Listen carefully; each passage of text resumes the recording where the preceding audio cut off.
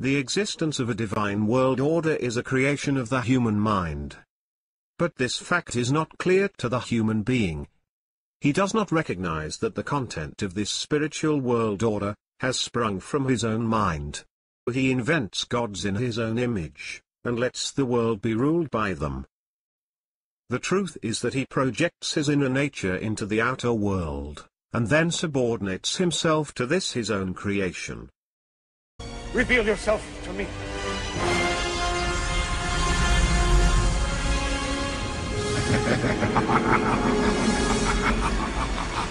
What's wrong? Don't you like this face? One finds countless people who believe they are governed by gods. Yet, there are no believers, who do not independently and over the heads of the gods, judge what pleases or displeases these gods. It would not be acceptable for a religious person to set himself up as the Lord of the world. But this does not stop him from determining, out of his own absolute power, the likes and dislikes of the God who rules the world. We will not live by your commandments, we're free! Hey, there is no freedom without the law. Whose law, Moses? Yours? Did you carve those tablets to become a prince over us? Who is on the Lord's side? Let him come to me. Moses! One need only look at the character of the religious, and one will find my assertions confirmed. Is there anyone who proclaims the existence of God, and does not at the same time determine in quite exact detail what pleases God and what God finds repugnant? Ladies and gentlemen of America, if our government forces Israel to divide Jerusalem, you can mark that day as the day that God Almighty will turn his back on the United States of America. Every religion has its wise teachings about the cosmos, and each religion also claims that its wisdom comes from one or more gods. I spent the better part of a week in prayer and just saying, God, show me something, and I'll share with you. Your president holds a radical view of the direction of your country, which is at odds with the majority. Expect chaos and paralysis.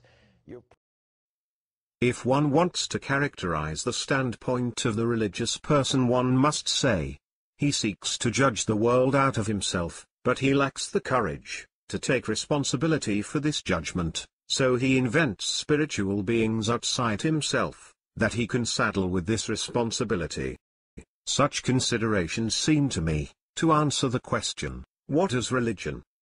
The content of religion springs from the human mind.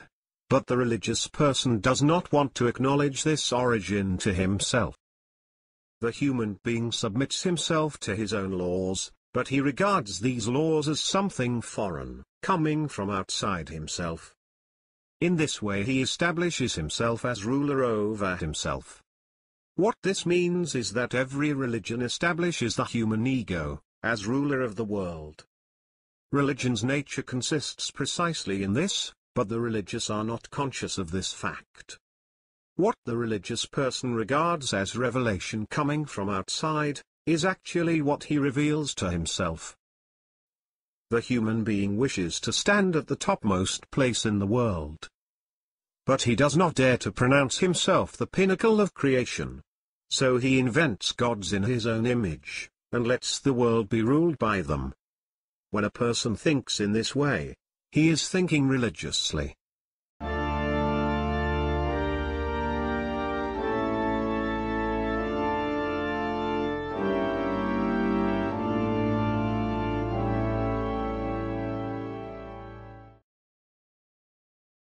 Single Christians, good news. Find God's match for you at christianmingle.com today.